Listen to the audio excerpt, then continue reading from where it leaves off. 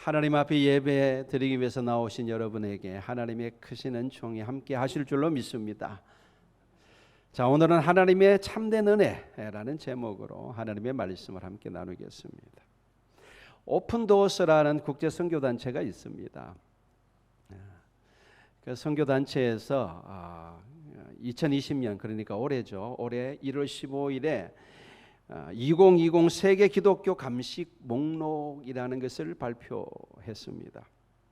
근데 그 발표에 따르면은 북한이 박해지수 100점 만점에 94점을 맞아서 그래서 19년 연속 최악의 기독교 탄압국으로 자리를 고수했습니다. 19년 연속 세계에서 가장 기독교를 탄압하는 국가 북한입니다. 여러분도 아시다시피 북한에서는요 신앙의 여지가 없습니다. 국가가 곧 종교이기 때문에 기독교를 결코 용납하지 않죠. 만약 북한에서 기독교를 믿는 것이 발각이 되면은 곧바로 이렇게 체포되고 또 끔찍한 그 노동교화소라 그러더구만요. 수용소로 끌려가게 됩니다. 어떤 경우에는요 성경을 소지하고 있다는 것만으로도 처형당하기도 해요. 있을 수 없는 이야기죠. 그리고 본인만 처형을 당하는 것이 아니라 그 일가족이 또 수용소로 끌려가 가지고 평생 그 수용소에서 살아가는 경우도 있다고 합니다. 참 남한에 살고 있는 대한민국에 살고 있는 우리로서는 도저히 상상할 수 없는 일이 거기서 일어납니다. 그리고 수용소 안에서는 무슨 일이 일어나고 있는지 아무도 알 수가 없어요. 그런데 그 수용소 안에서 그 모진 고문과 또 배고픔을 견디다 못해 결국은 숨진 경우도 많다고 합니다. 그런 열악한 환경 속에서도 현재 북한 지하교회 성도들이 대략 한 20만에서 40만 정도로 있다고 추산하고 있습니다. 그렇게 극악한 환경 속에서도 예수님 믿겠다고 하는 사람들, 여러분 그 사람들의 신앙의 농도는 우리하고 다르겠죠. 목숨 걸고 신앙생활하는 거예요. 여러분 우리가 지난주 한 주일 동안 묵상한 베드로전서는 사도 베드로가 소아시아 지역에 있는 교회들에게 보낸 서신입니다. 근데 베드로 사도가 이 편지를 쓸 당시 그때 그 시대 성도들이 처해있던 상황이 제가 오늘날 북한의 상황과 비슷하다고 할 수 있겠습니다. 목숨 걸고 예수 믿는 상황. 잘못 발각되면은 모든 것을 잃어버릴 수 있는, 심지어는 처형당할 수도 있는 그런 극한 상황 속에 있는 성도들에게 지금 베드로가 이 편지를 쓰고 있는 거예요. 근데 이 베드로전서 서신을 마치면서 사도 베드로는 결론적으로 뭐라고 우리에게 권면하느냐 그러면은 오늘 우리가 함께 읽은 본문에 그 나와 있죠. 하나님의 참된 은혜 위에 굳게 서라. 하나님의 참된 은혜 위에 굳게 서라. 이렇게 권면하고 있어요. 그럼 도대체 베드로는 뭐를 하나님의 참된 은혜라고 지금 이야기하고 있는가? 오늘 그걸 여러분과 함께 좀 나누려고 합니다. 하나님의 참된 은혜 위에 굳게 서라고 말하는데 도대체 베드로는 뭘 가지고 하나님의 참된 은혜라고 하느냐? 그걸 알려면은 베드로전서 전체를 다 봐야 됩니다. 베드로전서 전체를 다 읽어보면은 베드로 사도가 지속적으로 강조하고 있는 것을 발견하게 됩니다. 지속적으로 강조하고 있는 것. 그게 뭐냐 그러면 종말론적인 은혜입니다. 베드로는 베드로전서를 통해서 종말론적인 은혜를 강조하고 있습니다. 다시 말해서 예수님이 다시 오실 때 예수님이 가져오실 은혜, 그것을 지금 이야기하고 있는 거예요. 자, 1장 13절을 같이 읽겠습니다. PTP 없으니까 성경을 좀 찾아주세요. 바로 베드로전서 1장 13절. 자, 같이 읽겠습니다. 시작. 그러므로 너희 마음의 허리를 동이고 근신하여 예수 그리스도께서 나타나실 때에 너희에게 가져다 주실 은혜를 온전히 바랄지어다. 예수 그리스도께서 나타나실 때에 우리에게 가져다 줄 은혜를 사모하라는 거예요. 예. 여러분 당시 그 성도들에게는 거의 소망이라는 게 없었습니다. 어떻게 소망이 있을 수가 있겠어요? 예. 그들은 예수를 믿는다는 이유로 말할 수 없는 핍박을 당하고 있었고 또 사회적으로도 그 어떤 기회도 주어지지 않았습니다. 예수 믿는 사람들은요 승진할 수 없었습니다. 사회적으로도 보호받지 못했습니다. 뿐만 아니라 드러내놓고 장사를 할 수도 없었고 심지어 의식주도 마음대로 해결할 수 없었습니다. 오늘날의 북한의 상황을 생각해 보면 비슷하다 할 것입니다. 관직에 있다 할지라도 예수 믿는 것이 발각되면요 적각 실각이 됩니다. 쫓겨난다는 이야기죠. 그리고 심하면은 공개 처형을 당할 수도 있습니다. 그런 상황에서 예수 믿는 사람들이 가질 수 있는 소망이 무엇이 있었겠습니까? 그런 절박한 상황 속에 있는 성도들에게 베드로 사도는 하나님이 주시는 소망에 대해서 이야기하고 있는 거예요. 이 세상에 주는 소망은 없어요. 그런 그들에게 베드로는 하나님이 주시는 소망, 주님이 다시 오실 때 가져오실 그 은혜에 대해서 이야기를 하고 있는 것입니다. 여러분 우리의 소망은 이 땅에 있지 않습니다. 동의가 하시면 아멘 하시기 바랍니다. 우리의 소망은 결코 이 땅에 있지 않습니다. 우리의 소망은 하늘에 있는 줄로 믿습니다. 우리의 소망은 예수님이 이 땅에 다시 오시는 거예요. 그게 우리의 소망이어야 합니다. 그래야 그리스도인이죠.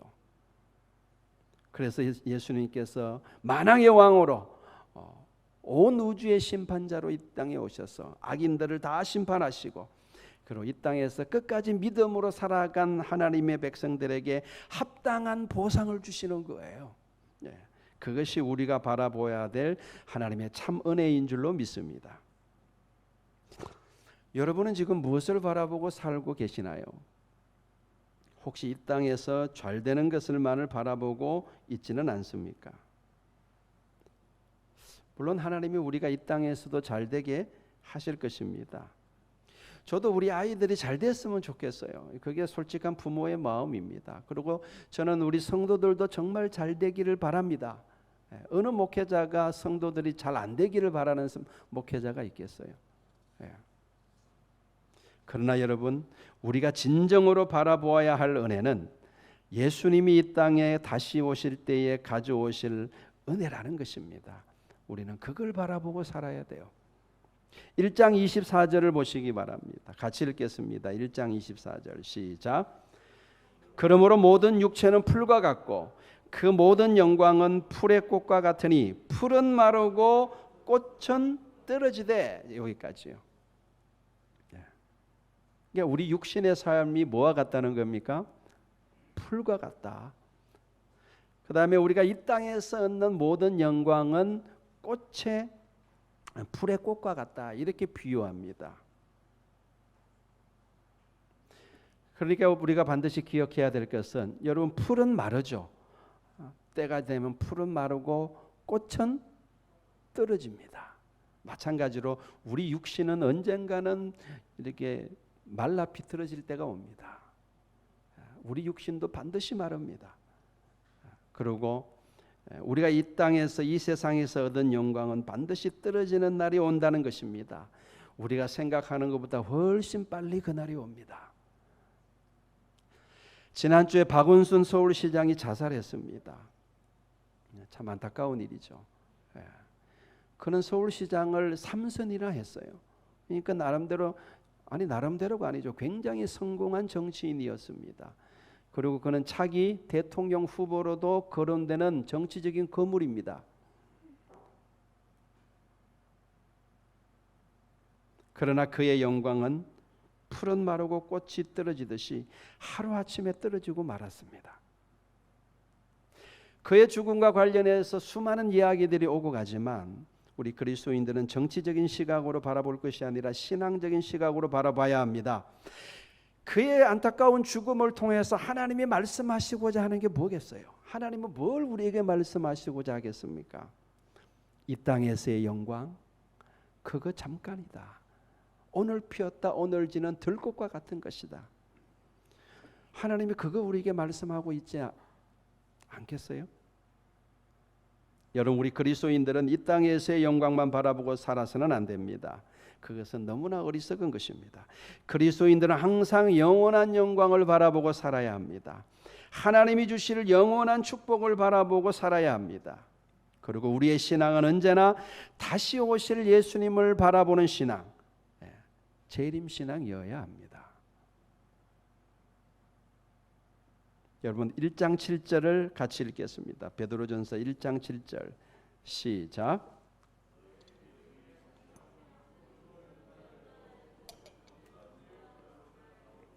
예수 그리스도께서 나타나실 때에 칭찬과 영광과 존귀를 얻게 할 것이라. 예수님 반드시 다시 오시는데 이거는요, 여러분들 오늘 아침에 해가 뜬 것보다 더 확실한 사실입니다. 이거는 세상이 아무리 변해도 예수님이 다시 오신다는 사실은 이거는 결코 이거는 흔들리지 않는 진실입니다. 예수님 다시 오실 때 빈손으로 안 오신다는 거예요. 뭘 가지고 오신다는 겁니까? 칭찬과 또요 영광과 존귀를 가지고 오신다는 거예요. 누구 주시려고요? 누구 주시려고 가져오는 거 아니겠어요? 누굴 주시겠습니까? 이 땅에서 끝까지 믿음을 지키고 살아간 사람들, 그리고 그 어떠한 고난과 역경 속에서도 주님을 따라간 사람들, 그 사람들에게 주시려고 주님은 다시 오실 때에 빈손으로 오지 아니하시고 칭찬과 영광과 존귀를 가지고 오시는 거예요. 그것이 바로 하나님의 참된 은혜인 것입니다. 주님 다시 오실 때 칭찬받는 우리 말씀사랑교회 성도들 되기를 축복합니다. 주님 다시 오실 때 영광과 존귀를 얻는 여러분들 되시기를 바랍니다. 근데 여러분, 주님 다시 오실 때에 칭찬이 아니라 책망받는 사람들도 틀림없이 있을 거예요. 어떤 사람들이 책망받을까요? 예수님 바라보고 살지 않고 신앙인이라 그러면서도 예수님 바라보지 않고 세상만 바라보고 살아가는 사람들, 무슨 칭찬이 있겠습니까? 여러분, 세상만 바라보고 살아가는 사람들은 세상이 주는 은혜를 받을 수는 있어요. 그러나 예수님이 주시는 은혜를 받을 수는 없습니다. 예수님이 주시는 은혜는 예수님을 바라보고 산 사람들만이 받을 수 있습니다. 제가 다시 묻습니다. 여러분은 지금 뭘 바라보고 살아가고 계시나요? 사람이요, 겉으로 봐서는 사람이 뭘 바라보고 살아가는지, 도대체 어디에 관심을 두고 살아가는지 겉으로 봐서는 알 수가 없습니다.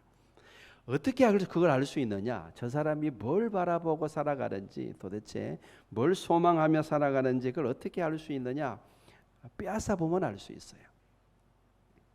그래서 하나님은 우리가 무엇을 바라보고 사는지, 우리 믿음이 어디에 있는지 확인하시기 위해서 때로는 하나님께서는 우리가 가지고 있는 것, 그리고 우리가 소망하고 있는 것을 빼앗아 가실 때가 있어요. 틀림없이 하나님이 그렇게 우리를 테스트하십니다. 아브라함도 하나님이 그렇게 테스트하셨고, 이삭과 야곱과 요셉도 하나님이 그렇게 테스트하셨어요. 모세도 그렇게 테스트하셨고, 다니엘도 그렇게 테스트하셨고, 다윗도 그렇게 테스트하셨고. 여러분, 성경에서 하나님께 쓰임받은 인물들 치고 하나님께 테스트를 통과하지 않은 사람이 없습니다. 다 하나님의 그 테스트를 통과한 사람들입니다. 끝까지 믿음을 지킨 사람들이죠. 그 하나님의 테스트에 통과한 사람들, 여러분들 생각을 해보세요. 이게 얼마나 참 쉽지 않는 것인지 여러분, 출애굽 사건을 떠올리면 알 수가 있어요. 여러분, 출애굽한 사람들이 장정들만 60만 명이라 그랬어요. 60만 명. 근데 그 사람들은 하나님께서 그들을 그냥 적과 꿀이 흐르는 가나안 땅으로 그냥 하나님께서 데려가시지 않고 광야로 데리고 가셔가지고 테스트를 하십니다. 근데 그 테스트에 통과한 장정이 2명이에요. 2명. 네, 2명이에요.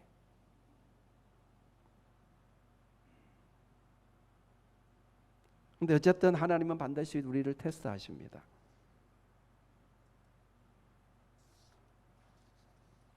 욥은 하나님께서 자신의 모든 것을 빼앗아 가셨을 때에도 욥은 하나님에 대한 신앙이 흔들리지 않았습니다. 그가 뭐라고 고백합니까? 주시는 분도 하나님이시요 또 취하는 분도 하나님이시라. 그렇게 고백합니다.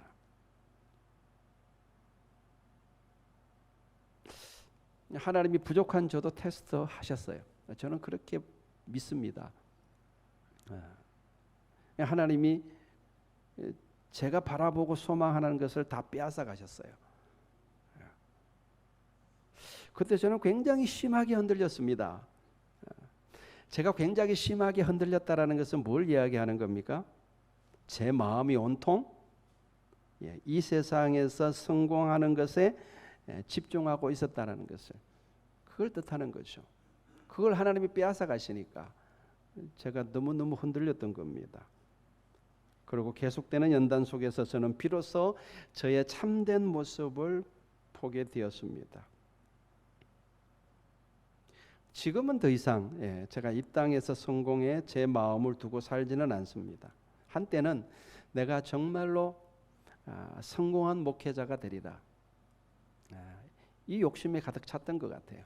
근데 지금은 더 이상 그런 마음이 없습니다. 성공하든 실패하든 온전히 하나님께 맡기고 살아가려고 합니다. 다만 하늘의 소망을 두고 그리고 하나님의 뜻을 이루는 데 전심전력 하려고 합니다. 그러니까 베드로 사도의 말에 의하면은 저는 비로소 온전히 하늘의 소망을 두고 사는 사람이 된 거예요. 다시 말해서 하나님의 참된 은혜 위에 굳게 선 사람이 제가 된 겁니다. 저는 여러분들에게도 동일하게 권면합니다. 이 세상에서 여러분들이 집착하고 있는 것들로부터 자유로워질 수 있기를 축복합니다. 여러분, 우리가 이 세상에 집착하면 집착할수록요, 마귀는 우리를 미혹하기가 더 쉬워집니다. 여러분 보세요. 예쁜 옷에 집착하는 어린아이를 유혹하는 것은 너무 쉬워요. 예쁜 옷을 주면 돼요. 먹는 것에 집착하는 아이를 유혹하는 것은 너무 쉽습니다. 그 아이가 좋아하는 먹을 것을 주고 따라오라 그러면 돼요. 그러면은요, 아무 생각 없이 따라갑니다. 여러분, 이 세상의 것에 집착한다는 것은 아직 신앙이 영적인 어린아이 수준이라는 뜻입니다. 어린아이들은요, 유혹하기가 쉬워요. 마귀가 유혹하기가 쉽습니다. 사랑하는 성도 여러분, 주님이 다시 오실 때에 주실 하나님의 은혜 말을 온전히 바라볼 수 있기를 바랍니다. 베드로가 오늘 우리 모두에게 권면하는 바가 바로 이것입니다. 주님이 다시 오실 때 주실 은혜를 바라봐라. 하나님의 참된 은혜 위에 굳게 서라. 오늘 이 아침에 우리에게 베드로 사도가 주는 권면입니다. 여러분, 그렇게 하나님의 참된 은혜, 다시 말해서 주님이 이 땅에 오실 때 우리에게 주실 그 은혜를, 그것을 바라보고 살아가는 사람이 이 세상의 유혹을 이길 수가 있는 거예요. 여러분, 이 세상의 유혹이 얼마나 달콤합니까? 그거 이기는 거 쉽지 않죠. 그러나 우리가 바라보는 것이 하나님의 은혜라면 능히 이 세상의 유혹은 이길 수가 있는 거예요. 그리고 이 땅에서 고난과 시련을 극복할 수 있게 되는 것입니다. 그런 은혜가 우리 모두에게 있기를 축복합니다. 자, 그러면 하나님의 참된 은혜 위에 굳게 서려면 우리가 어떻게 해야 되는가? 제가 오늘 이 아침에 2가지를 권면하려고 합니다. 첫 번째는 우리가 나그네임을 기억해야 됩니다. 1장 17절을 같이 보겠습니다. 베드로전서 1장 17절 같이 읽겠습니다. 시작. 외모로 보시지 않고 각 사람의 행위대로 심판하시는 이를 너희가 아버지라 부른즉 너희가 나그네로 있을 때를 두려움으로 지내라. 성경은요, 우리 인생이 나그네 인생이라고 말합니다.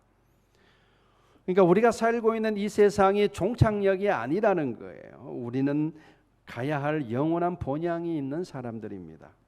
그리고 그 본향에 도착했을 때 우리는 하나님으로부터 영원한 안식과 영원한 기업을 물려받게 될 것입니다. 우리가 이 사실을 분명하게 믿는 게 중요하죠. 그리고 항상 마음에 이것을 새기고 살아가면은, 그래, 나는 이 땅에서 나그네지, 이것을 항상 마음에 새기고 살아가면은 우리는 이 세상의 어떤 대한 집착으로부터 어느 정도 자유할 수 있습니다. 그리고 하나님이 주실 참된 은혜를 바라보며 살 수 있을 것입니다. 우리는 이러한 예를 다니엘을 통해서 우리는 볼 수가 있어요. 여러분, 다니엘이 누군지 아시죠? 다니엘이 살았던 시대적 배경 아시죠? 나라가 망했어요. 그래서 그러니까 노예죠. 바벨론이 포로들을 끌고 갔습니다. 그 유대인들 중에 몇몇 사람들을 포로로 끌고 갔어요. 그 중에 다니엘이 있었습니다.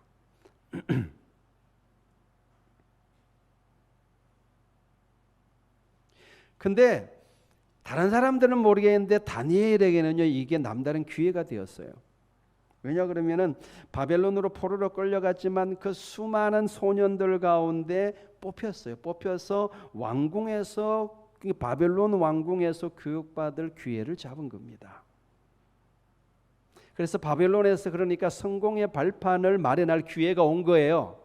비록 노예 신분으로 끌려갔지만 그 땅에서 성공할 기회를 잡은 겁니다. 그러나 다니엘은 그러한 것들에 별로 관심이 없었어요. 어림에도 불구하고 그런 게 별로 관심이 없었습니다. 다만 자신은 언젠가는 하나님 앞에 설 사람으로 이 땅에서 나그네로 사는 사람임을 늘 인식하고 다니엘은 살았습니다. 그래서 다니엘은요, 항상 하나님의 눈을 인식하고 살았어요. 하나님 앞에서 죄를 지을 수 없다고 생각했습니다. 아무리 기름진 음식이라도 다니엘을 그래서 유혹하지 못했던 것입니다. 다니엘의 눈이 어디로 향해 있기 때문에 그렇습니까? 하나님을 향해 있었기 때문에 이 땅에서는 자기를 나그네로 여기고 늘 하나님을 바라보고 살았던 것입니다. 웬만한 유대인들 같으면은 거기 가서 자기가 유대인이라는 거 숨기고 살았을 겁니다. 어차피 바벨론에서 적응해서 살아야 되잖아요. 그럼 바벨론 사람처럼 살아야지. 그래야지 여러분들 성공할 수 있고 남보다 더 출세할 수 있지 않겠습니까? 하지만 다니엘은 그렇게 하지 않았습니다. 오히려 자기가 하나님을 믿는 하나님의 백성이라는 것을 오히려 더 드러내놓고 살았어요.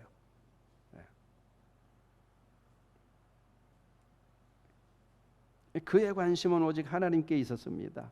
그는 언제나 하나님 중심이었습니다. 그는 이 세상의 것들에 집착하지 않았습니다. 이 땅에서 여러분 고위직에 있었죠. 다니엘이 근데 그거 연연하지 않았어요. 다니엘이 항상 신경 쓴 것은 하나님이었습니다. 자리에서 쫓겨나는 거, 심지어 죽음조차도 그는 신경 쓰지 않았어요. 놀라운 믿음입니다. 그는 이 땅에서 영원히 살 것처럼 살지 않았습니다. 그는 항상 자신이 이 땅에서는 나그네임을 인식하고 하나님을 경외하는 삶에 초점을 맞추고 살았던 것입니다. 그런데 놀랍게도 하나님은 그런 그에게 부와 명예도 안겨주셨어요. 참 부러운 인생입니다. 여러분, 포항에 있는 한동대학교를 잘 아실 겁니다. 기독교 정신으로 세워진 대학교입니다. 학교가 설립되는 과정에서 굉장히 큰 어려움이 있었습니다.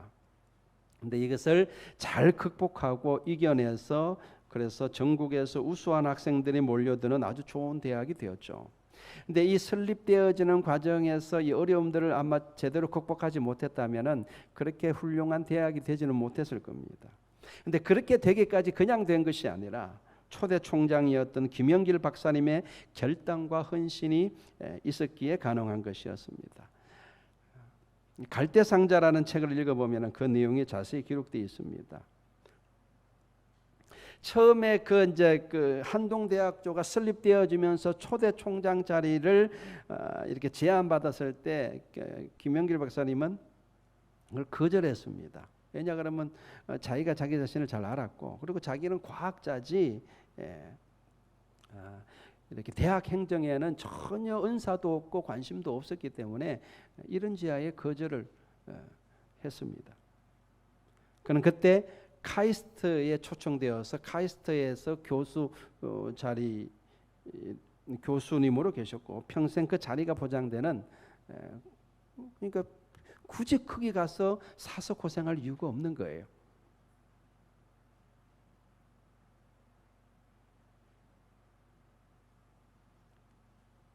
그런데 그 김영길 박사님에게 그 초대 총장 자리를 이렇게 추천했던 그 분이 그 김영길 박사님이 막 이게 부인을 하고 그 다음에 거절을 하니까 갑자기 버럭 이런 소리를 던집니다.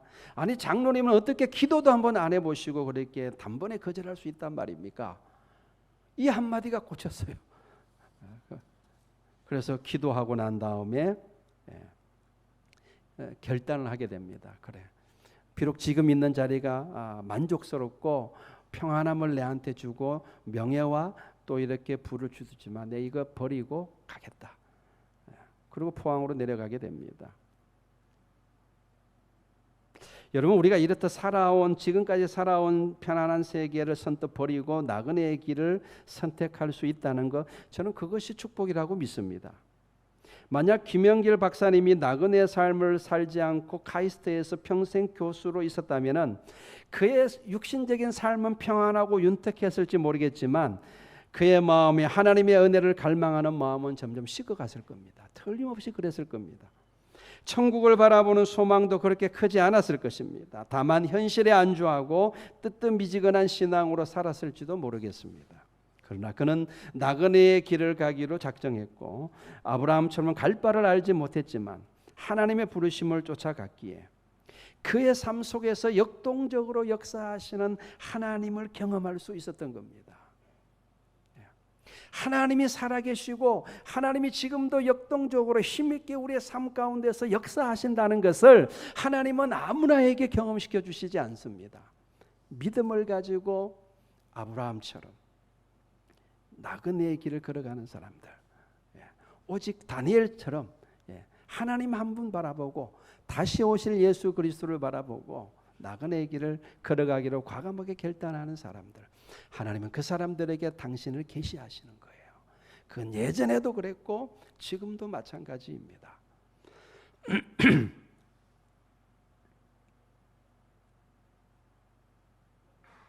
그래서 김영길 박사님은 평생을 주님과 동행하는 삶을 살게 된 것이죠. 그것이 바로 진정한 축복이 아니겠습니까? 저는 저와 여러분에게도 그런 결단이 있기를 바랍니다. 주님의 부르심에 응답해서 이 땅에서 거룩한 나그네의 삶을 살아갈 수 있기를 주의 이름으로 축원합니다. 아멘. 자, 두 번째로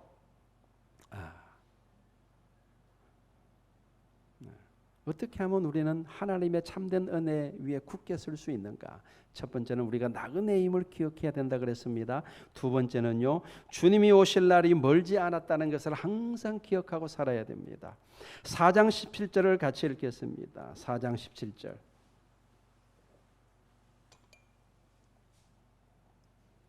시작.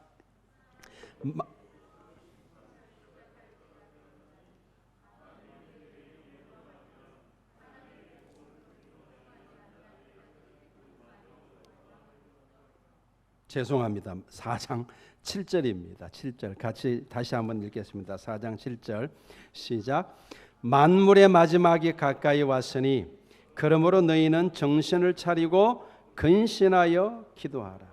만물의 마지막이 가까웠다는 이 인식, 이게 여러분 중요한 거예요. 여러분, 우리는 너무나 자주 다시 오실 주님을 잊어버리고 살아갑니다. 여러분, 초대교회 성도들은 만날 때마다 마라나타라고 인사했습니다. 마라나타, 마라나타. 이 무슨 뜻이라 그랬어요? 주님 다시 오십니다. 그런 뜻이에요. 그게 그들의 인사였습니다. 그들은 다시 오실 주님을 기다리는 재림신앙으로 살았습니다. 그런데 다시 오시겠다고 약속하시고 하늘로 승천하신 주님이 2000년이 지난 지금도 오시지 않으니까 현대인들은 그 기다림에 지쳤나 봅니다. 베드로후서 3장에 보면은 말세가 되면은 조롱하는 사람들이 나타난다 그랬습니다. 그래서 주님 언제 오시느냐 그렇게 조롱할 것이라고 예견합니다. 주님 다시 오신다며 왜 안 오시는 거야? 주무시는 거냐? 이렇게 조롱하는 사람들이 나타날 거라는 거예요. 그런 조롱에 대해서 베드로는 이렇게 말합니다. 사랑하는 자들아, 주께는 하루가 천년 같고 천년이 하루 같다는 이 한 가지를 잊지 말라. 주의 약속은 어떤 이들이 더디다고 생각하는 것 같이 더딘 것이 아니라 오직 주께서는 너희를 대하여 오래 참으사 아무도 멸망하지 아니하고 다 회개하게 이르기를 원하시느니라. 그렇게 말씀합니다. 하나님에게 천년이 하루 같다. 저는 이 말씀을 저는 그대로 믿어요. 하나님의 시간 개념과 우리 시간 개념이 다를 수밖에 없죠. 하나님에게는 천년이 하루 같다. 그러면 하나님의 시간으로 보면 지금 얼마나 지난 겁니까?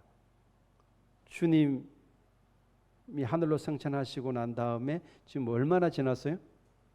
하나님 시간으로 이틀 지난 겁니다. 이틀. 저는 그런 상상을 해봅니다. 어떤 상상을 해보냐 그러면은 예수님이 언제 부활하셨죠? 사흘째 되던 날, 이틀이 지나고 사흘째 되던 날 새벽에 부활하셨어요. 그죠? 마찬가지로 예수님이 다시 오실 날도 그러지 않을까 저는 그렇게 상상을 해봅니다. 그러니까 우리 인간의 시간 말고 하나님의 시간으로 이틀 지나고 사흘째 새벽에 다시 오시지 않을까 그런 생각을 해봐요.